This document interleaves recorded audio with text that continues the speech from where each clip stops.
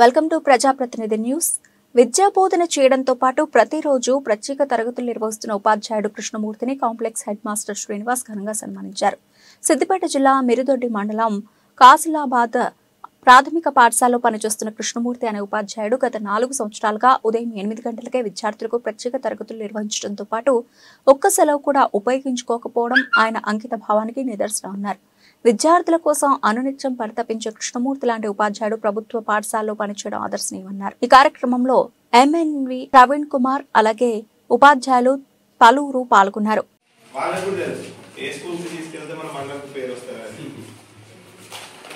వాళ్ళు నాకు నిన్నటి నుంచి మీరు రాజరెడ్డి సారు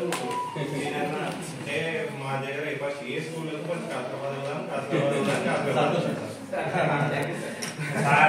సార్ 3 ఏళ్ళ నుంచి సీఎం లేడు. ఆ స్కూల్ బ్రహ్మాండంగా ఉంటుంది, నడువుది పోదాం అని సిద్దిపేట అన్నప్పటి నుంచి స్టార్ట్ చేసింది. ఇంకా వర్గాలు అట్లా పోయినాం కాబట్టి క్లియర్ కాలేదు. రాజరెడ్డి సార్ ఉండి సార్ అంటే మండల స్థాయిలో జిల్లా స్థాయిలో మండల స్థాయిలో చేశాను సార్. మండల స్థాయిలో ఇదే చేశాను. కొంచెం మేరకు చేసి జిల్లా స్థాయిలో చేశాను సార్. ఏం చేశానంటే ప్రాథమిక స్థాయి వ్యాకరణాలు మొత్తం ఇంట్లో పొందవచ్చు. మళ్ళా మొదటి తరగతి నుండి 5వ తరగతి వరకు మొత్తం పాఠాలకు సంబంధించినటువంటి పదాలు అర్థాలు కావచ్చు, రేపు దాంట్లో వచ్చినటువంటి వ్యాకరణ అంశాలు అవి కూడా కవర్ చేసి మొత్తం రాశాను సార్. ఇవన్నీ కూడా ఇలా దాదాపు 200 పేజీలు. మళ్ళీ ఇంకా ఈ చిన్న పేజీల మీద ఏం చేసిన అంటే ఒకటి చిన్న పేజీల మీద 2 పద్యాలు తాత్పర్యాలు రాశాను సార్. ఇట్లా దాదాపు 100 పద్యాలు రాశాను. వేమశాస్త్రం నుండి సుమశాస్త్రం నుండి 100 పద్యాలు రాశాను, తాత్పర్యాలు రాశాను. అయితే మా పిల్లలకు ఒకసారి మీరు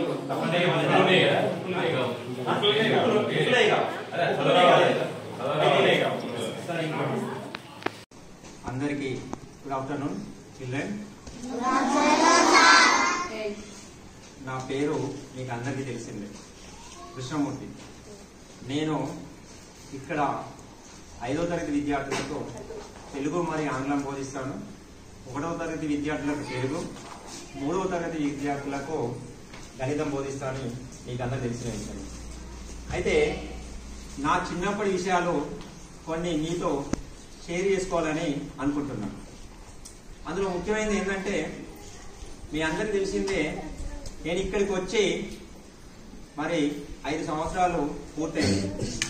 2018 జూలై 11వ తారీఖున దుబ్బాక మండలం నుండి ఇక్కడికి బదిలీపై వచ్చాను.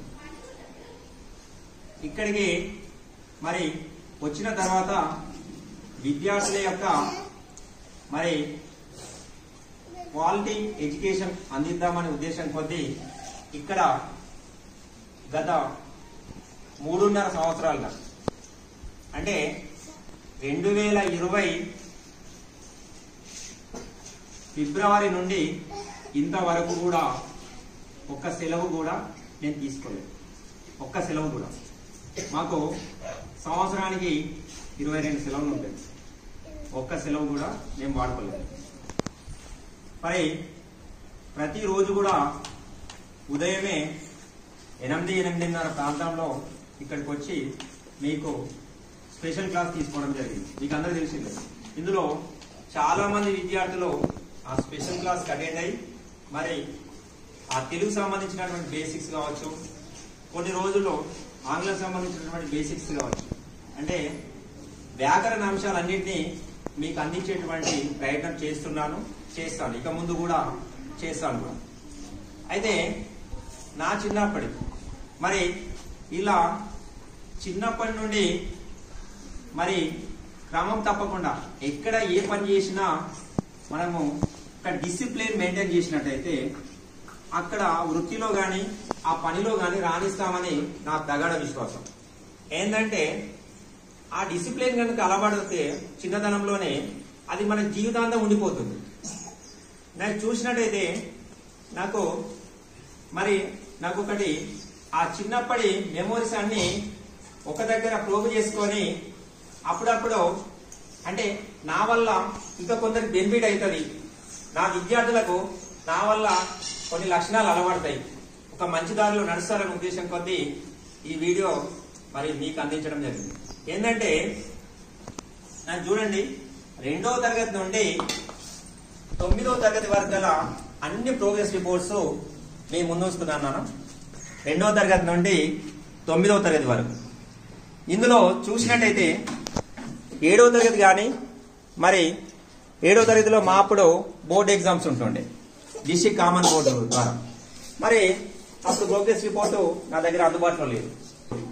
ఆ ప్రోగ్రెస్ రిపోర్టు కూడా అది మెమో వస్తుంది కాబట్టి అది ఇప్పుడు నా దగ్గరలో లేదు, ఇంటి దగ్గరలో ఉంది.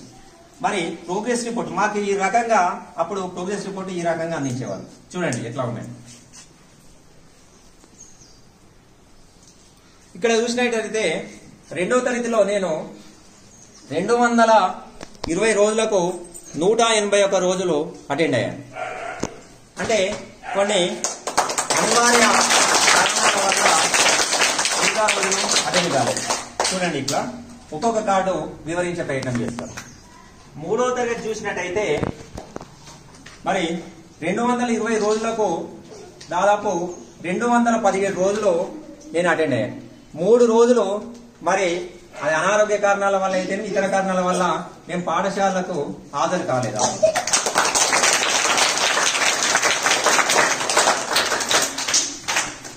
4వ తరగతి చూడండి.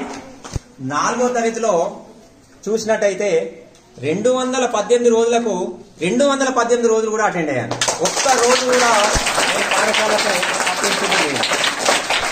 అంటే రాగానే ఏమైందంటే 2వ తరగతిలో కొంచెం తడబాటు జరగగా 3వ తరగతి నుండే నాలో క్లాసులో మొదటి శ్రేణిలో ఉండాలి, తప్పనిసరిగా బాగా చదువుకోవాలనే కాన్సెప్ట్ బిల్డప్ అయింది అప్పటి నుంచి.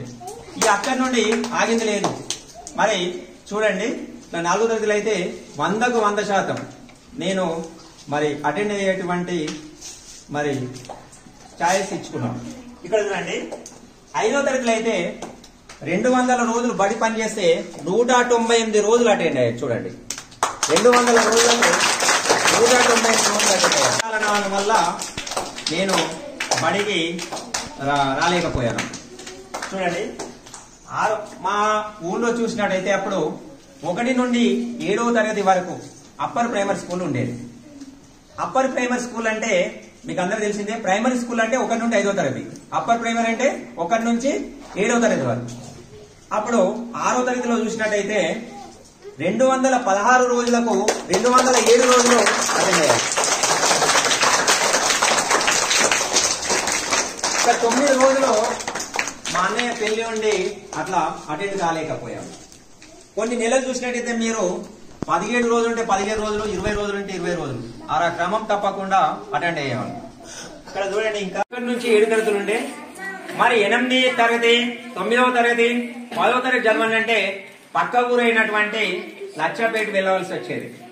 లచ్చపేట హై స్కూల్లో 8వ తరగతి నుండి 10వ తరగతి వరకు చదివాను. 8వ తరగతి సంబంధించినటువంటి ప్రోగ్రెస్ రిపోర్టు మేము ముందు వస్తున్నాను. ఇక్కడ 8వ తరగతిలో చూసినట్లయితే 220 రోజులకు 201 రోజు మరి అటెండ్ కావడం జరిగింది.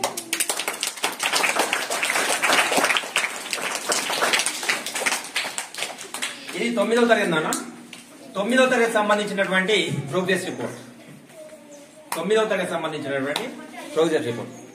ఈ 9వ తరగతిలో చూసినట్టయితే 220 రోజులకు 215 రోజులు, 220 రోజులకు 215 రోజులు, కేవలం 5 రోజులు. అది అనారోగ్య కారణాల వల్ల కావచ్చు, లేకపోతే పొలం దగ్గర పని ఉండి పని ఒత్తిడి వల్ల కావచ్చు హాజరు కాలేకపోయాను. ఈ విధంగా చిన్నప్పుడే ఒక క్రమశిక్షణను అలవర్చుకున్నాం. ఖచ్చితంగా ఏం చేసేవాడిని అంటే ఒకవేళ ఆ రోజులలో గనక అంటే నేను బడికి రాని రోజులలో గనక ఎగ్జామ్ గనక ఇంకా ముందు రోజుల్లో ఉన్నట్టయితే ఆ రోజుల్లో కూడా పొలం దగ్గర పనిచేసి పుస్తకం అక్కడికే తీసుకెళ్లి ఆ పని చేసుకుంటూ కూడా విరామ సమయంలో చదువుకునేవాడు. మరి ఎలా సార్ అంటే పొలంకు ఎరువు వేయాల్సి వచ్చిందనుకో, అక్కడ ఎరువు వేసి మరి మధ్యాహ్నం లంచ్ ఉంటుంది కదా, ఆ భోజనం తీరుగాక తిన్నాక కొద్దిసేపు రెస్ట్ తీసుకుంటారు కదా, ఆ రెస్ట్ తీసుకునే టైంలో అక్కడ వేప చెట్టు ఉండేది. వేప చెట్టు పైకి ఎక్కి పుస్తకం చదువుకునేటువంటి అటువంటి పరిస్థితి ఉండేది. అంటే ఏంటంటే ఒకటే ఇలా మనకు అందులో సాధించాలనే తపన, చదువుకోవాలనే కాంక్ష బలంగా ఉందనుకోండి, ఎన్ని అననుకున్న పరిస్థితులు ఉన్నప్పటికీ మనలో ఖచ్చితంగా ఆ లక్ష్యం దిశగా అడుగులేయచ్చు. కానీ తెలుగు నుండి మరి తెలుగు అయితేనేమి, హిందీ అయితేనేమి, ఆంగ్లం అయితేనేమి, గణితం అయితేనేమి, సైన్స్ అయితేనేమి, సోషల్ స్టడీస్ అయితేనేమి, ప్రతి ఒక్క సబ్జెక్ట్ లో కూడా 70% ఎబోవ్ అంటే 70% నుండి 100% వరకు ఖచ్చితమైన రిజల్ట్ తెచ్చుకునేవాళ్ళు. ఎందులో కూడా వెనుకబాటుతనం లేకపోతే ఒకరిని చూసి నాకన్నా ముందున్నటువంటి స్టూడెంట్ని చూసి మోటివేట్ అయ్యేవాడిని. నేను కూడా ఖచ్చితంగా విద్యార్థి స్థాయికి చేరుకోవాలి, కష్టపడి చదవాలి. రాని సబ్జెక్ట్ ఉంటే ఆ టీచర్ను వెళ్ళి అడిగేవాడిని, నాకు ఎట్లా సార్ ఈ ప్రాబ్లం ఎట్లా సాల్వ్ చేయాలి అని అడిగేవాడిని. అందుకే మన పెద్దలు ఒకటి అన్నారు, నాన్న స్పర్ధ విద్యలందే వైరము వాణిజ్యంలందే అన్నారు. అంటే ఏంటంటే ఆ కాంపిటీషన్ స్పిరిట్ అనేది డెవలప్ కావాలి. ఈ చిన్న ఏజ్ లోనే డెవలప్ అయినట్టయితే అది జీవితాంతం బాగా పనిచేసి మన మంచి స్థాయికి వెళ్ళేటువంటి అవకాశం ఉంటుంది. మరి మనకు వచ్చినటువంటి మన ఉద్యోగంలోనే ఎంతవరకు న్యాయం చేయగలుగుతున్నాం?